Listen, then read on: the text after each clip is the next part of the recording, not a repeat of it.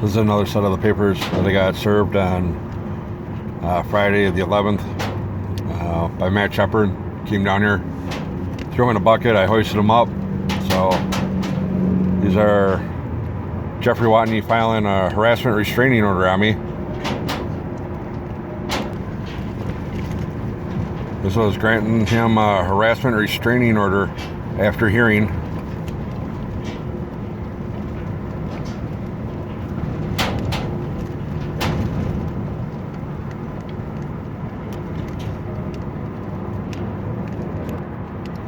So I don't understand how there was a hearing. I never got served any papers. The sheriff never knocked on my door, never tried to serve me them, never had any papers mailed to the house. And again, they pulled the old Mark Mell move where they don't do nothing, they don't even try and serve you them, and all of a sudden they do it notice by publication because everyone looks in the, I don't know, 250 some newspapers Minnesota has where you can legally, I guess, do notice by publication, because who wakes up every morning and looks through 250 different newsstands or whatever to see if someone filed a harassment restraining order on them. So they never tried mailing them, they never tried knocking on the door or serving me to let me know about anything about him filing one. But waited till after he filed it, did it by publication, so I wouldn't be aware of that. Wind up giving him a court date, he goes to court on it, then grant it to him. Wait until after the 20 days where I could file to dispute it, and then, oh, we got these papers for you. So then it's all slammed done and in effect. Well, you're doing it frivolously that way. That's the same way Mark Mell did it, and they tried to get me on 2 harassment restraining orders with Mark Mell by doing it that way, and wound up going to court on it, and both of them got dismissed because they wind up filing the harassment restraining order frivolously and intentionally, so I wasn't aware of it. But he says I use social media and YouTube to harass them, as detailed in the petition.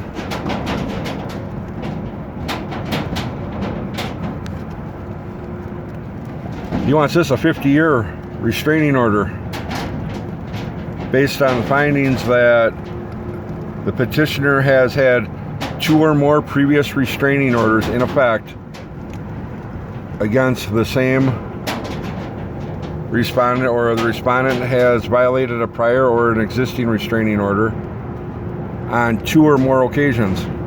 Well, I never violated any of them. They tried saying I violated the one in South St. Paul when I was on the Power Tower, saying I allegedly posted a picture of his house online. Like, I drove by his house, took a picture, and posted it online. None of my YouTube videos have anything of a video or a picture of someone driving by his house and it was a picture of his house. All the pictures I obtained and got was straight off the internet, straight off Google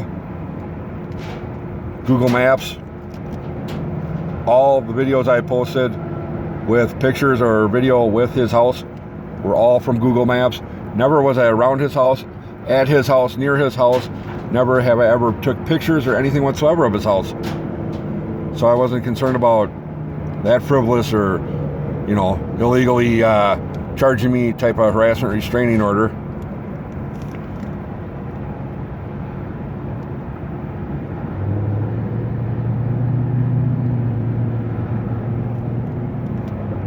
So there's his address,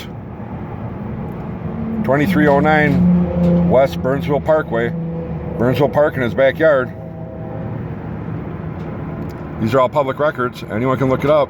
So by him claiming, oh, he's posted my house, my home address online, well, these are public records.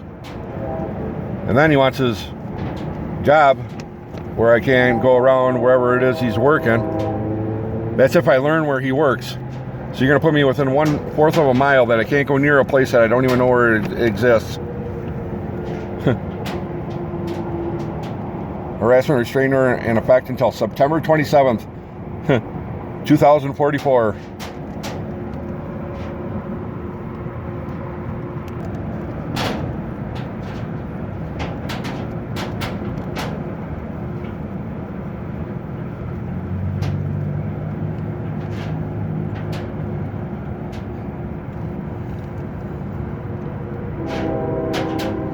It says in here, if you wind up getting a a restraining order granted, and it's a period of a 50-year restraining order, which apparently this one is, I can't modify it or get it taken care of.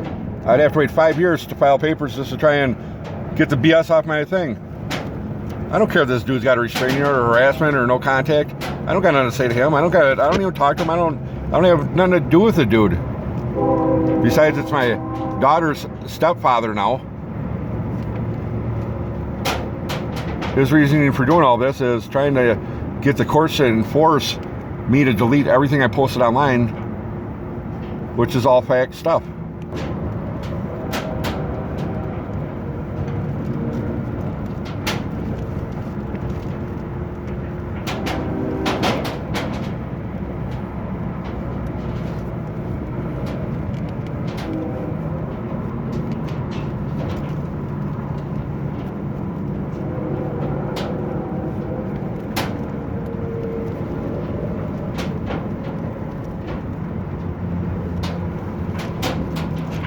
I am requesting that my address be kept confidential.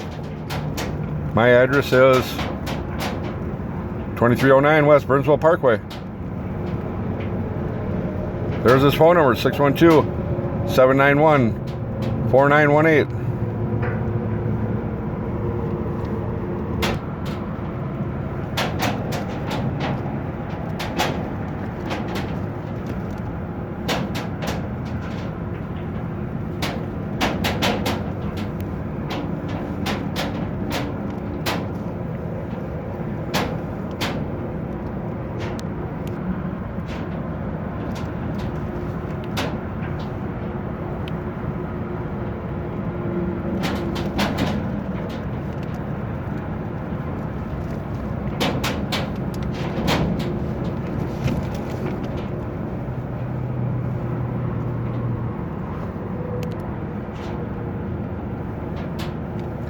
Respondent made harassing phone calls, sent harassing text messages to the victim.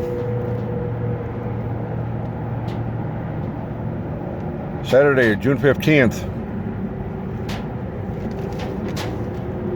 Apparently he received a 9-second phone call.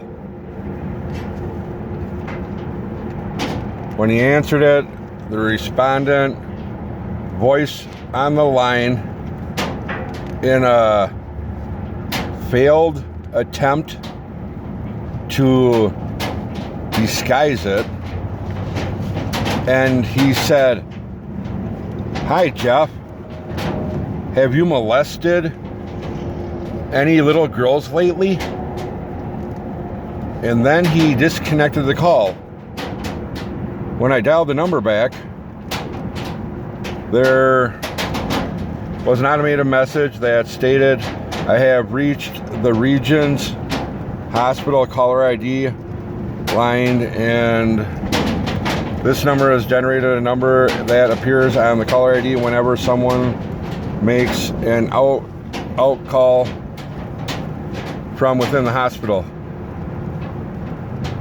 This call undoubtedly be linked to Mr. Becker.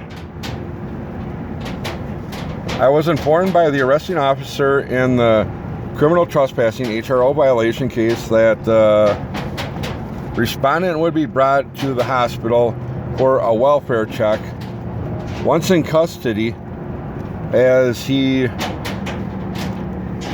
threatened personal harm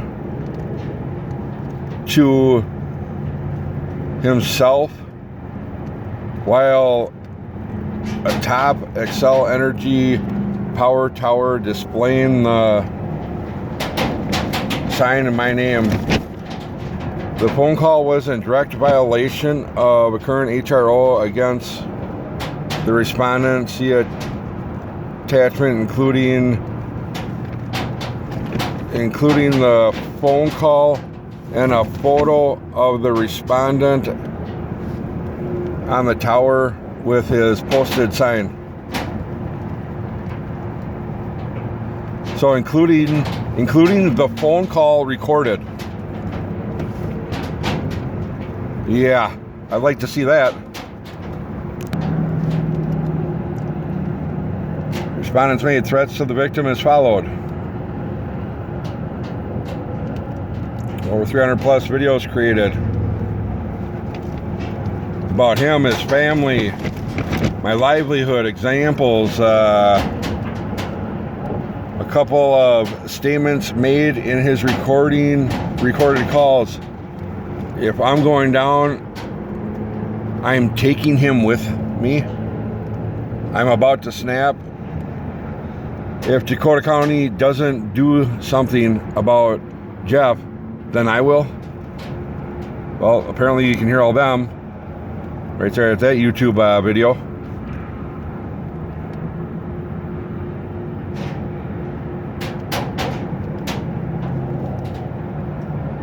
Statements in the videos above. Of these videos, respondent has posted personal photos of myself and my daughter while listing my home address, phone number, car license plate, information while providing directions, and a detailed map to my residence. Well, I think anyone can figure out a map if they have an address. Alongside my criminal conviction from 2004. I believe this is an attempt to put a target on my back. While visited the residence of my ex-wife, admittedly obtained her home address from our divorce decree, attempting to obtain personal information about me to have more ammunition to use against me in his online harassment form, specifically my current employer information.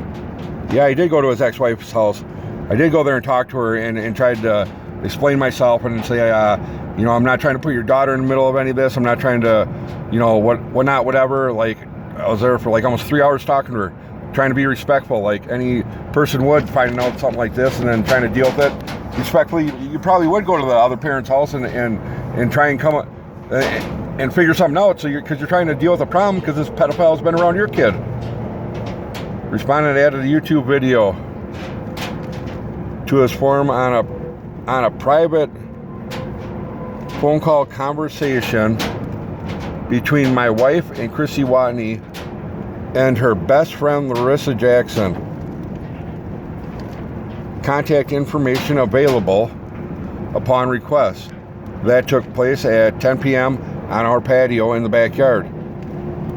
Specifically regarding Mr. Becker, the respondent would have need to be within earshot of this conversation to be able to record it clearly as it was. Not only was this a violation of the current HRO blah blah in place, but it was also a violation of my wife's 50-year-long HRO that states the respondent is not allowed within half a mile of the home address. Wow, I never even knew that she had a 50-year one. See YouTube video, okay? So go to that YouTube video, listen to it, and see if sounds like someone sitting outside their patio recording or listening to their conversation. I highly doubt that because I've never been around their house.